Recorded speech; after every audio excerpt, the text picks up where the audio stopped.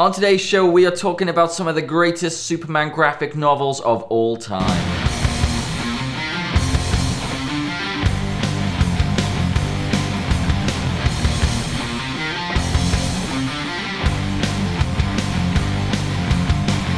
So if you're anything like me, you just won't have read much Superman for several reasons. Like, because sometimes it's chance you have these sort of, I don't know, prejudices about Superman. People say a lot of shit about Superman. But when we actually came to talking about doing these series of videos, looking through some of the the most critically acclaimed, some of the most well-sold, just, generally, when people say what are great Superman stories, these are the stories they come up with. I realized I really hadn't read much Superman. I realized apart from the Justice Leagues and the Action Comics with Frank Morrison? Yeah, Frank Morrison, that's Frank right. Morrison. Frank Miller, Grant Morrison. Bam. No, with Grant Morrison, I hadn't read any. So this was, this has been like a learning curve for me. It's been a discovery for me. So the first one that we're going to talk about is Grant Morrison's All-Star Superman, drawn by Frank Whiteley, who we've talked about on the show before. Yeah. The premise of this book is essentially Superman has a few months left to live, and he has 12 tasks that he has to accomplish in that time. That is the basic premise of this. It's 12 issues long. Dan, tell us your thoughts about All-Star Superman. Well, I think it's a very loose description of the premise. Okay, fine. Well, that's the premise. I don't want to get too. No, I know, but it's not. It's very complicated. So, like, this book is basically, apart from the end, it's a series of one-shots. Oh yeah. Like, they sort of have interconnecting threads, but for the most part, these are standalone stories that can exist very nicely on their own, and they're all sort of different aspects of Superman. We have a Clark Kent story, we have a Superman and Lois story, we have a Jimmy Olsen story, we have a Lex Luthor story. We have all these different elements of Superman with the thread of Superman's dying, and he's accomplishing these tasks, and. Okay, well, I'll just get it out there. This was a joy. This was an absolute joy to read. Like, it was heartwarming. It was, there's a Jor-El speech right at the very end, which is among one of the most emotional things in a Superman book I've ever read. Like, it was touching. Some of the Kent stuff. You know what's great? Like, Grant Morrison got slated in large part in parts of his Action Comics run because he does these weird, metaphysical, over-the-top, crazy concepts. And sometimes they hit, and sometimes they miss. Sometimes they just get over and above themselves, and they get kind of mired in their own continuity. And sometimes, like what was sometimes in the case in his Action Comics run, what was always the case in this, they are wonderful, elegant, They inform Superman's story. They ask questions about Superman in a really cool, interesting, different way. Yeah. At no point did this book feel monotonous in any way, because it's just changing all the time. It's a love letter to the Silver Age. It's a love letter to all these crazy concepts that happen in Superman that you hear about, and they seem like there should be a wall. There should be a wall between your enjoyment and the actual concepts in the story, because it's kind of silly if you say it out loud. Well, the Fifth Dimension stuff is kind of silly. Crypto's kind of silly. Do you know what I mean? Kind of silly concepts. Grant Morrison takes these concepts, not only makes them work, but makes them touching and heartwarming, and in some cases funny. Frank Whiteley's art is stunning. It's simple. And in large part, this story is very simple. It's a very simple and elegant story. It's a beautiful arc. Maybe the best Lex Luthor I've seen. Like, his intelligence and the things he says about Superman, the philosophy of Superman that's discussed and why he hates him so much, reveals so much vulnerability about him, and reveals so much about that world in which they live. I just adored it. Yeah. I did really enjoy it. I don't think I enjoyed it as much as yourself. There is this kind of wall with myself and Grant Morrison, and I don't know what it is, but I do find it hard to get through to him. But there were certain issues in this book that were very touching. As you said, the Jor-El stuff at the end, beautiful. Issue 6, the Jonathan Kent stuff, I found so touching. Yeah, I really like that father-son relationship he has. And, you know, I really like the way that they take this book and... I mean, pretty much at the start of the book, they say, yeah, you are getting stronger. Like, we know that he's got a limited time, but in that time, he's like, yeah, this is the most... I mean, kryptonite doesn't even hurt him in this series of books, but that's not where his vulnerability comes in. His vulnerability is humanity and that he is always the outsider, which... you know, it's something that we've all felt at some point in our lives, whether it's in high school or university or even coming from one country and going to another. You know, you feel that kind of level of alienation, and I think that's the most beautiful thing about this character, and they really touch it in All Star. Well, that's one of the big criticisms about Superman. He's too powerful. What does Grant Morrison do? He makes him even more powerful and still makes him vulnerable and still makes him relatable. Yeah. So yeah, no, I thoroughly enjoyed this, and if you are looking for a kind of Superman to just jump into, this is definitely one of them. All Star is fantastic. I just adored it. I absolutely zapped through it. Yeah. So the next book we're going to talk about is a kind of...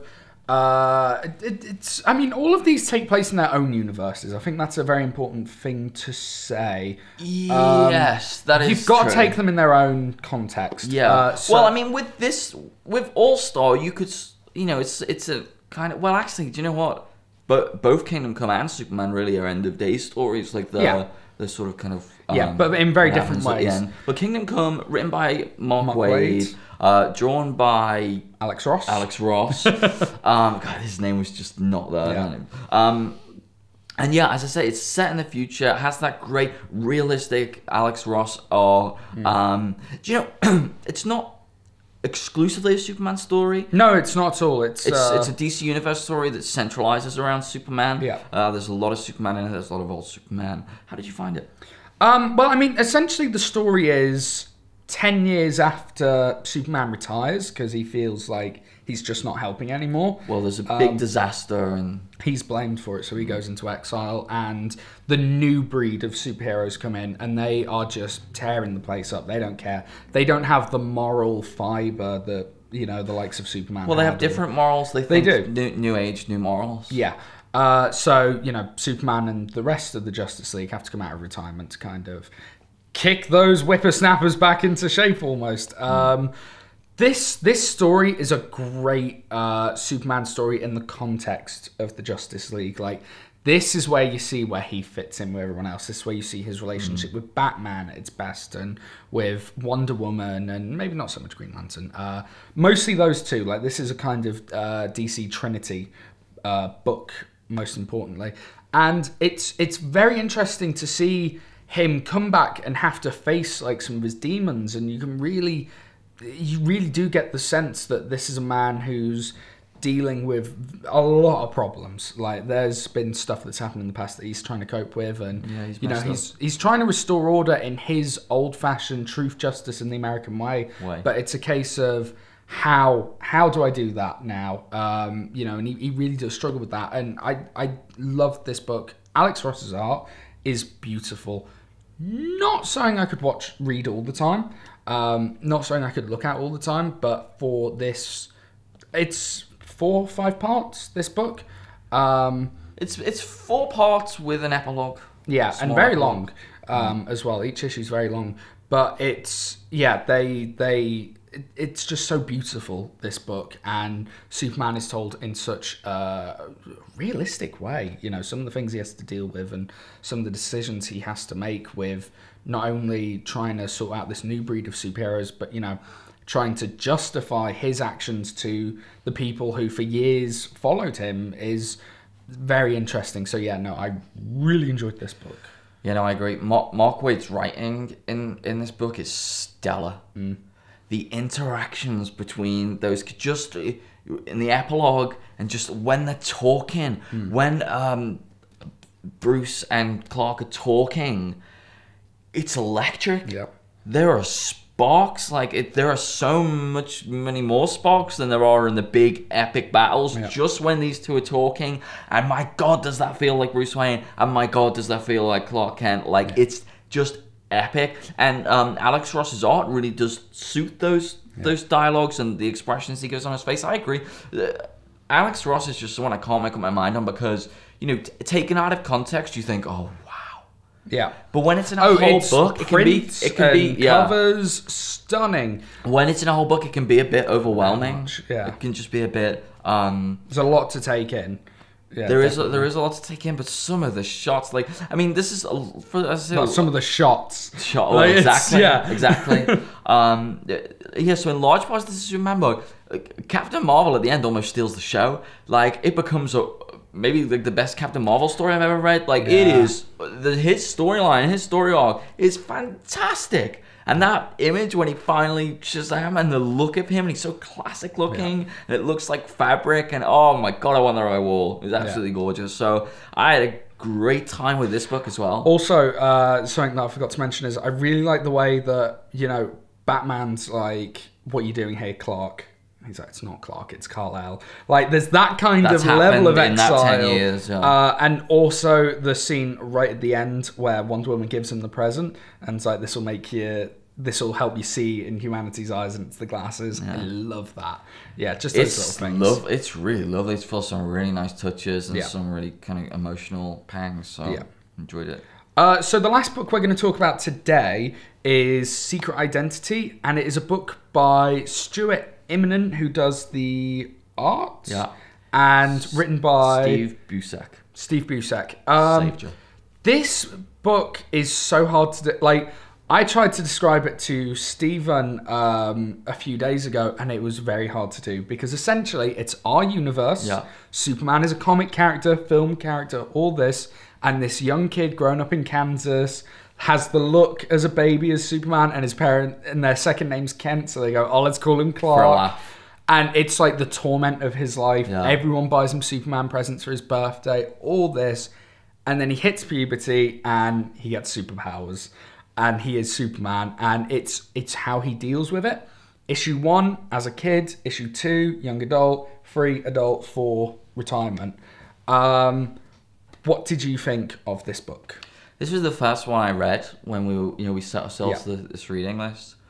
Oh my god, do I love this book so much! Like, oh my god, the emotion, and I don't know what it is because I felt do you know what? I felt emotion in all of these books. You know, people who say you can't connect with Superman on that level haven't read these 3 books because I just felt so connected to that character, his decisions, his morality. But in this, something about him being in our world, and something about us growing up with him, and something about the way when he first becomes Superman and he's wearing this suit, it doesn't quite fit him, and he's a skinny teenager, and oh my god, did I love this book so much. It's elegant, it's fantastically drawn. Stuart Immonen, it just is one of my favorite. Do you know what Immonen's great at? We talked about it when we picked him, well, when I picked him for his panel of the month. He's great at scale. Which book? Oh, no, wait, which book? Yeah, the one with the, I forgot his name again, Crack. Oh, the X-Men one? Yeah. Oh, that was Stuart. Oh, yeah, it was. Yeah.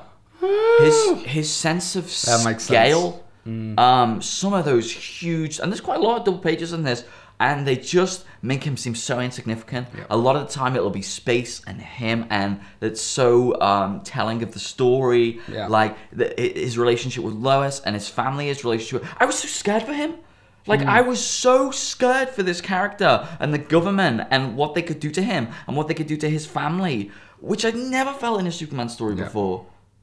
And he's invulnerable. Like, just honestly, out of all of these, I would recommend this as an introduction to Superman because it's from left field. You know, you don't take any preconceptions in with you. Yeah. It's deeply emotional. It's stunningly drawn. It's on an epic scale. It spans a lifetime. There's no other continuity involved in this, and I adored it. Yeah, I mean, the first issue where it's him as a child and he figures out he's got these powers was beautiful because it's one of those, you know, when you're younger and you're in school and you get picked on, you know, it's the type of stuff you wish could happen. And I just found that so beautiful, and they nailed it so well, this child emotion. Then the second issue, where it's the young adult stuff and they're trying to integrate into society, you know, trying to find your way, just felt so real. Like, it felt, and I was so able to connect to this character.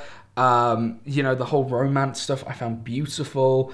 And then you've got the kind of him as an adult. He's established. It's exciting, that issue. That's the kind of the most action-packed of the bunch, I suppose. And then the final issue with retirement, just beautiful.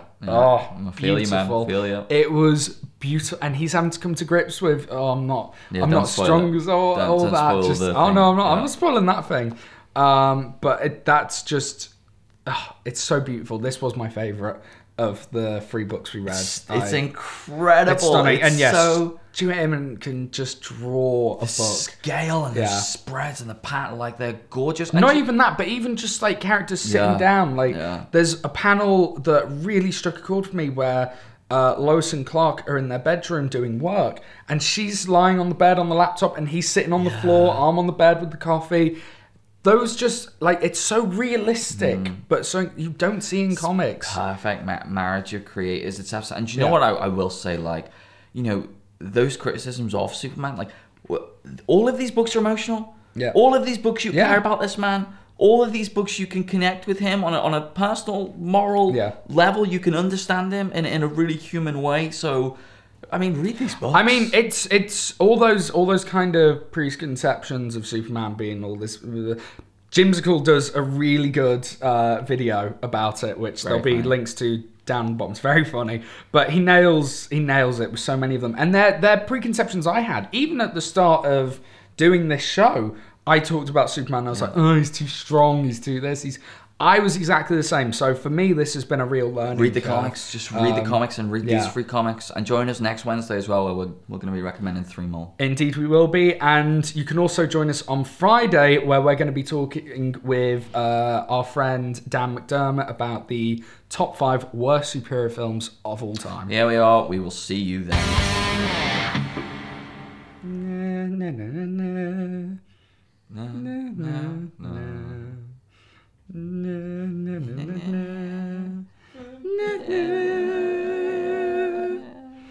Da da da da da da da da da